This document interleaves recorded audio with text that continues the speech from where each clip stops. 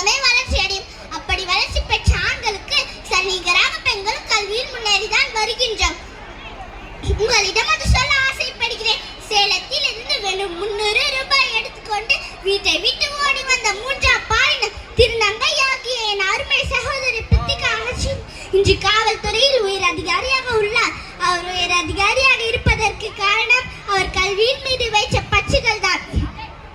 உங்கள் எல்லாருக்கும் தெரியும், என் ஐயனாகிய திருவள்ளுவர் 1030 குறள்களை ஏற்றினார். இந்த குறளில் கல்வி என்னும் அதிகாரத்தில் ஒரு குறள் உள்ளது. அது என்னவென்று தெரியுமா? கற்க கசடர கற்பவை கற்ற பின் நிற்காதற்கு தக. இந்த குறளை படித்து பாருங்கள். இந்த குறளில் துணைக்காலே இருக்காது.